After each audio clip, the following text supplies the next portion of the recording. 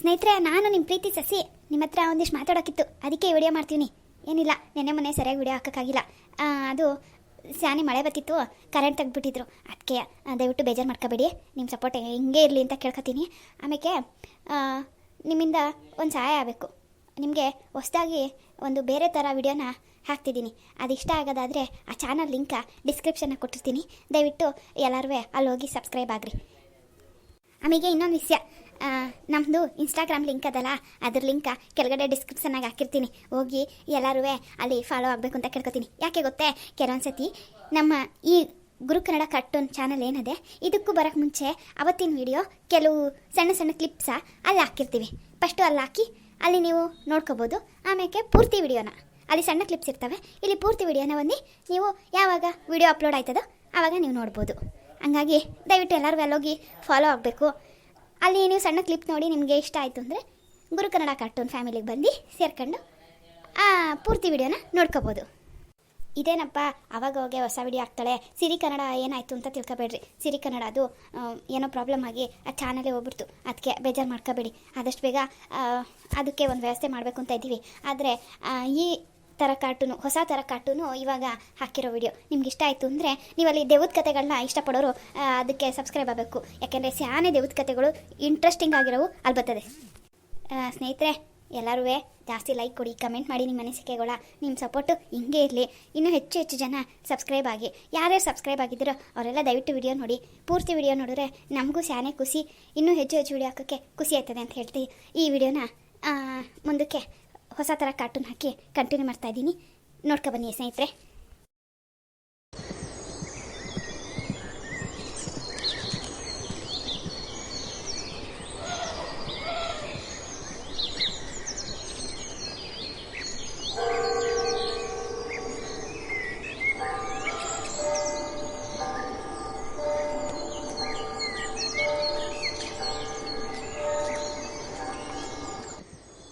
ನಡಿಯೋ ರಾಮು, ಕೆಲ್ಸಕ್ಕೆ ಹೋಗೋಣ, ತಡ ಆಗ್ತಿದೆ.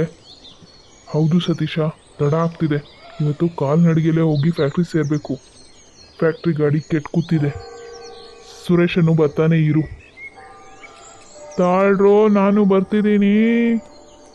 ನಡಿರೋ, ಬೇಗ ಕೆಲ್ಸಕ್ಕೆ ಹೋಗೋಣ, ತಡ ಆಯಿತು. ಈ 3 ಜನ ಗೆಳೆಯರು ಬಾಲ್ಯದಿಂದಲೂ ಗೆಳೆಯರೆ. ಇವ್ರಿಗೆ ಒಬ್ಬರನ್ನೊಬ್ಬರನ್ನ ಅರ್ಥ ಮಾಡಿಕೊಂಡು ಹೊಂದ್ಕೊಂಡು ಹೋಗೋ ಗುಣ ತುಂಬ ಚೆನ್ನಾಗಿದೆ. ಈ 3 ಜನನು ಪಕ್ಕದೊಂದು ಹಳ್ಳಿಯಿಂದ ದೂರಿಗೆ ಫ್ಯಾಕ್ಟ್ರಿಗೆ ಕೆಲಸಕ್ಕೆ ಅಂತ ಹೋಗ್ತಿರ್ತಾರೆ. ರಾತ್ರಿ ಕೆಲಸ ಮುಗಿಸಿ ತಡವಾಗಿ ಫ್ಯಾಕ್ಟ್ರಿಯಿಂದ ಹೊರಗೆ ಬರ್ತಾರೆ.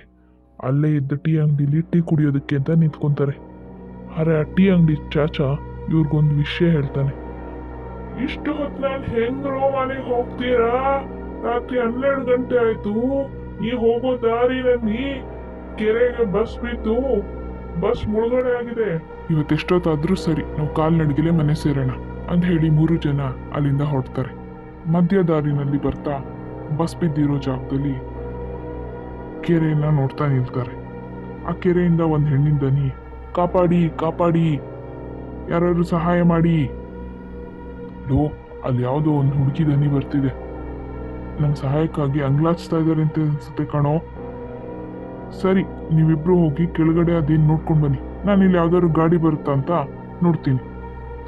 ಸತೀಶ್ ಸುರೇಶ ಇಬ್ರು ಕೆರೆ ಕಡೆ ಹೋಗ್ತಾ ಇದ್ದಾರೆ. ರಾಮು ರಸ್ತೆಯಲ್ಲೇ ನಿಂತು ಆ ಕೈಗಳನ್ನೇ ನೋಡ್ತಿದ್ದ. ಆ ಕೈ ಸ್ವಲ್ಪ ಹೊತ್ತಿಗೆ ನೀರಿನ ಹೊರಗೆ ಬರುತ್ತೆ.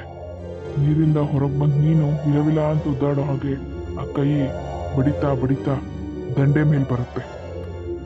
ಇದನ್ನೆಲ್ಲ ಗಮನಿಸಿದ ರಾಮುಗೆ ಸತೀಶ ಸುರೇಶನ್ಗೆ ಕರೆದು ಹೇಳಬೇಕು ಅನ್ಸುತ್ತೆ. ಆದರೆ ರಾಮು ಅದನ್ನೇ ನೋಡ್ತಾ ನಿಂತು ಅವನ ಗಂಟ್ಲಲ್ಲಿ ದನಿ ಕೂಡ ಹೊರಡಲ್ಲ. ಅವನಷ್ಟೊತ್ತಿಗಾಗಲೇ ಬೇವ್ತು ಹೋಗಿರ್ತಾನೆ. ಸತೀಶ ಸುರೇಶ ಇದ್ಯಾವುದ್ರ ಅರಿವಿಲ್ಲದೆ ಕೆರೆ ಕಡೆ ಹೋಗ್ತಾ ಇರ್ತಾನೆ. ರಾಮು ಭುಜದ ಮೇಲೆ ತಕ್ಷಣ ಯಾರೋ ಒಬ್ರು ಕೈ ಇಟ್ಟಂಗಾಗುತ್ತೆ. ಸುತ್ತ ನೋಡ್ತಾನೆ, ಯಾರು ಕಾಣಿಸಲ್ಲ. ರಾಮುಗೆ ಮಾತಾಡೋದಿಕ್ಕೆ ಮಾತುಗಳೇ ಹೊರಡಲ್ಲ. ಆ ತುಂಡಾಗಿರೋ ಕೈಗಳಿಂದ ರಕ್ತ ತೊಕ್ಕಿಗ್ತಾ ಇರುತ್ತೆ. ಆ ಕೈ ಬಂದು ಅವನ ಕುತ್ತಿಗೆ ಹಿಸ್ಕುತ್ತೆ. ಅವನು, ನಾನು ನಿನ್ಗೇನು ದ್ರೋಹ ಮಾಡಿದ್ದೀನಿ, ಯಾರು ನೀನು ನೀನು ಯಾರು ಅಂತಲೇ ಗೊತ್ತಿಲ್ಲ, ನನ್ನನ್ನು ಯಾಕೆ ಹೀಗೆ ಹಿಂಸಿಸ್ತಾ ಇದೆಯಾ ಅಂತ ಕೇಳ್ತಾನೆ. ಆದರೆ ಅದು ಅವನ ಕುತ್ತಿಗೆ ಹಿಸುಕ್ತಾನೆ ಇರುತ್ತೆ. ನನ್ನನ್ನು ಬಿಟ್ಬಿಡು, ನನ್ನ ಸ್ನೇಹಿತರು ಕೆಳಗಡೆ ಇದ್ದಾರೆ ಅಂತ ಅವನೆಷ್ಟೇ ಕೇಳ್ಕೊಂಡ್ರು ಅದು ಬಿಡಲ್ಲ. ಇತ್ತ ಕಡೆ ನದಿ ಕಡೆ ಬಂದಿದ್ದು ಸುರೇಶ ಸತೀಶ ಇಬ್ರು ಮಾತಾಡ್ಕೋತಾರೆ. ಸತೀಶ್, ಕೇಳಿಸ್ಕೊಂಡ್ಯಾ? ರಾಮು ಕಿರ್ಚಾಡ್ತಾ ಇದ್ದಂಗಿದೆ. ಹೌದು, ಅವನು ಮೇಲಿಂದ ಕಿರ್ಚ್ತಾ ಇದ್ದಾನೆ. ನಮ್ಮನ್ನ ಇಲ್ಲಿ ಕಳಿಸಿ ಅವನಿಗೇನಾಯ್ತು ಕಿರ್ಚಾಡೋದಕ್ಕೆ? ಬಾ ಹೋಗಿ ನೋಡೋಣ. ಆ ಹುಡುಗಿ ಎಲ್ಲೋ ನೀರಿನಲ್ಲಿ ಮುಳುಗೋದ್ಲೇನೋ, ಇಲ್ಲ ನೀರಿನ ಹೊರಗೆ ಬಂದ್ಲೇನೋ ಅಂತ ಅವರಿಬ್ರು ಮಾತಾಡ್ಕೊಳ್ಳೋತ್ತಿಗೆ ರಾಮು ನನ್ನನ್ನು ಬಿಟ್ಬಿಡು ಅಂತ ಕಿರ್ಚ್ಕೊಂಡ. ಕೊನೆಗೂ ಆ ಕೈ ಅವನ್ನ ಬಿಡದೆ ಕೆಳಗೆ ದುಃಖಿ ಬಿಡ್ತು.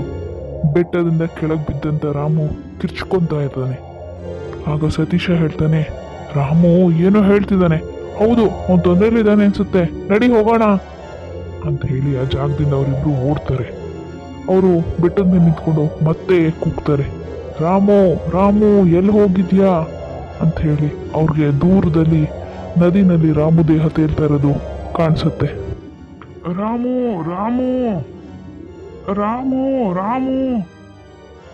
ಅವನು ಹೇಗ್ ಬಿದ್ನೋ ಅಲ್ಲಿಗೆ? ಅವನು ನಮ್ಮನ್ನು ಹುಡ್ಕೊಂಡು ಬಂದು ಏನಾದ್ರು ಬಿದ್ದಿದ್ನೋ ಏನೋ. ಈಗ ನಿಮ್ಮ ಮನೆಯಲ್ಲಿ ಏನು ಹೇಳೋದು? ಸರಿ ನಡಿ ಹೋಗೋಣ ಅಂತ ಹೇಳಿ ಅವರಿಬ್ರು ಅಲ್ಲಿಂದ ಬೈದಲ್ಲೇ ಹೊರಟ್ಬಿಡ್ತಾರೆ. ಹಾಗೆ ಮುಂದೆ ದಾರಿ ಸಾಕ್ತಾ ಕಡುಗೊತ್ತಲು ಕಾಡು ಒಂದು ಸಿಗುತ್ತೆ. ಅವರಿಬ್ರು ಅಳ್ತಾ ಕಾಡಿನ ದಾರಿನಲ್ಲಿ ಮುಂದೆ ಸಾಕ್ತಾರೆ. ಆಗ ಸತೀಶನ್ಗೆ ಕಾಲು ಹಿಡ್ದ ಹಾಗಾಗುತ್ತೆ. ಯಾಕೋ ಸತೀಶ ನಿಂತೇ ಬಿಟ್ಟೆ? ಇಲ್ಲ ಕಣೋ ಸುರೇಶ, ಆ ಪೊದೆಯಿಂದ ಏನೋ ಸದ್ದು ಬರ್ತಿದೆ, ನನಗೆ ತುಂಬ ಭಯ ಆಗ್ತಿದೆ. ಹೌದಾ? ನನಗೂ ಹಾಗೆ ಅನ್ಸುತ್ತೆ ಕಣೋ. ನಡಿಯೋ, ಇಲ್ಲಿ ಹೆಚ್ಚೊತ್ತು ನಿಂತ್ಕೊಳ್ಳೋದು ಬೇಡ, ಹೊರಟ್ಬಿಡೋಣ. ನನ್ಗೆ ಯಾಕೋ ತುಂಬ ಭಯ ಆಗ್ತಿದೆ. ನಾವು ಬರ್ತಿದ್ದ ಹಾಗೆ ಆ ಪೊದೆನೂ ನಮ್ಮ ಹಿಂದೆನೇ ಬರ್ತಿದೆ, ಅದರಿಂದ ಏನೋ ದನಿ ಕೇಳಿಸ್ತು ಕಣೋ ನನಗೂ. ಇದ್ರಿ ಮುಂದೆ ಹೋಗೋಕೆ ಅಂತ ಹೊರಡ್ತಾರೆ.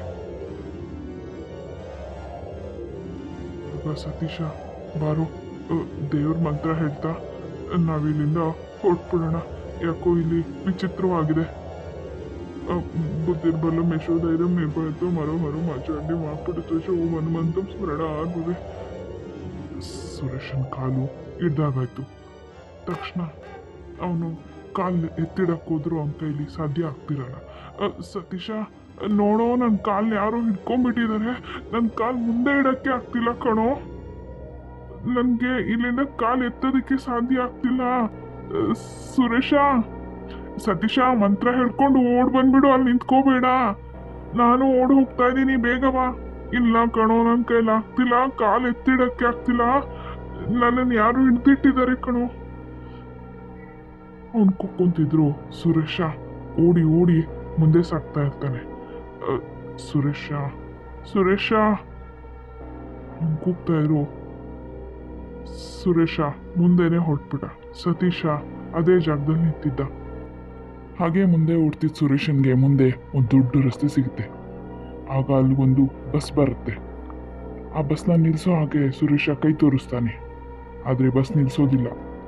ಅಷ್ಟೊತ್ತಾಗಲೇ ಕಾಲ್ಗಳೆಲ್ಲ ನೋವಾಗಿದ್ವು ಸುರೇಶನ್ಗೆ. ಮುಂದೆ ಹೋಗಿ ಆ ಬಸ್ ನಿಲ್ಲಿಸುತ್ತೆ. ಆ ಬಸ್ಸಿಂದ ಒಂದು ಕೈ ಸುರೇಶನ್ನ ಹತ್ರಕ್ಕೆ ಬಾ ಅಂತ ಹೇಳಿ ಸನ್ನೆ ಮಾಡುತ್ತೆ. ಓಡಿ ಹೋಗಿ ಸುರೇಶ ಆ ಬಸ್ ಹತ್ತು ನಿಂತ್ಕೊಂತಾನೆ. ಅದ್ರೊಳಗಡೆ ಹತ್ಕೊಂಡು ಕುತ್ಕೊಂತಿದ್ದಂಗೆ ಬಡಜೀವ ಬದುಕ್ತು ಅಂತ ಹೇಳಿ ಸುತ್ತ ನೋಡ್ತಾನೆ. ಬಸ್ನಲ್ಲಿ ಇವನನ್ನು ಬಿಟ್ಟು ಇನ್ಯಾರೂ ಇರೋದಿಲ್ಲ, ಡ್ರೈವರ್ ಕೂಡ ಇರೋದಿಲ್ಲ. ಎರಡು ತುಂಡಾದ ಕೈಗಳು ಡ್ರೈವಿಂಗ್ ಮಾಡ್ತಾ ಇರುತ್ತೆ. ಅದೇ ಕೈಗಳು ಸುರೇಶನ್ ಹತ್ರ ಬರುತ್ತೆ.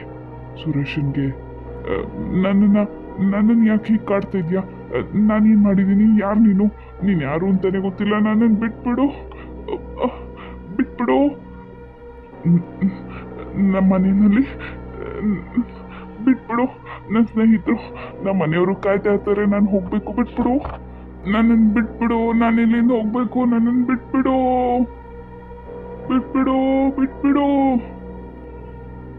ಸುರೇಶ ಎಷ್ಟೇ ಕೇಳ್ಕೊಂಡ್ರು ಆ ಕೈಗಳು ಅವನ ಕುತ್ತಿಗೆನ ಬಿಗಿಯಾಗಿ ಹಿಸುಕ್ತಾ ಇರುತ್ತೆ.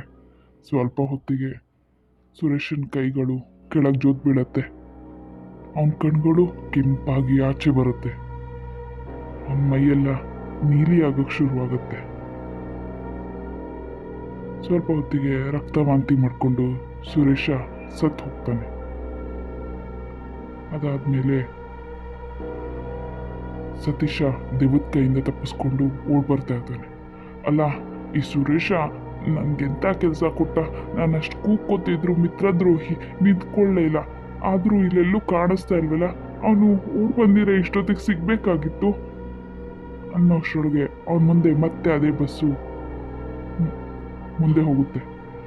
ಅವನು ಆ ಬಸ್ ನೋಡಿ ನಿಲ್ಲಿಸಿ ನಿಲ್ಲಿಸಿ ಅಂತ ಹೇಳಿ ಓಡ್ತಾನೆ. ಮತ್ತೆ ಅದೇ ಬಸ್ಸು ಮುಂದೆ ಹೋಗಿ ನಿಂತ್ಕೊಂಡು ಅದೇ ರೀತಿ ಕೈ ತೋರಿಸಿ ಸನ್ನೆ ಮಾಡುತ್ತೆ. ಸತೀಶ ಓಡಿ ಓಡಿ ಓಡಿ ಆ ಬಸ್ ಹತ್ಕೊಂತಾನೆ. ಆ ಬಸ್ ಹತ್ತಿದ ಮೇಲೆ ಬಸ್ಸು ತುಂಬ ಜೋರಾಗಿ ಚಲಿಸುತ್ತೆ. ಸತೀಶ, ಇಷ್ಟು ಜೋರಾಗಿ ಯಾಕೆ, ಸ್ವಲ್ಪ ನಿಧಾನಕ್ಕೆ ಹೋಗಿ, ನನಗೆ ತುಂಬ ಭಯ ಆಗುತ್ತೆ ಅನ್ನೋದಕ್ಕೆ ಆ ಬಸ್ ಮತ್ತೆ ಹಿಂದೆ ಬರುತ್ತೆ.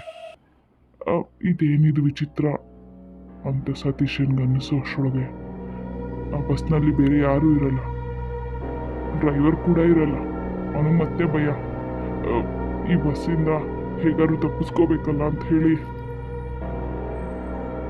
ಅದೇ ತುಂಡಾದ ಕೈಗಳು ಡ್ರೈವಿಂಗ್ ಮಾಡ್ತಿದ್ವು. ಅವನ ಹತ್ರಕ್ಕೆ ಬರೋದಕ್ಕೆ ಶುರುವಾಗತ್ತೆ. ಅವನು ಬಸ್ನಿಂದ ಕೆಳಗಿಳಿಯಕ್ಕೆ ಓಡೋಗ್ತಾನೆ. ಅಲ್ಲಿ ಕಾಲ್ಗೆ ಏನೋ ತಾಕತ್ತೆ. ಏನು ಅಂತ ನೋಡಿದ್ರೆ ಸುರೇಶನ್ ದೇಹ.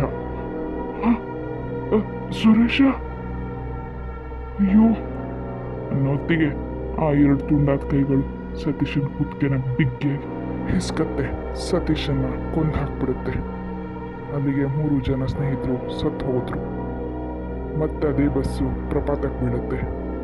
ನದಿಯಲ್ಲಿ ಬಿದ್ದು ಸತ್ತಂತ ಪ್ರಯಾಣಿಕರ ಜೊತೆಗೆ ಇವ್ರ ದೇಹನು ಹೊರಗೆ ತೆಗಿತಾರೆ.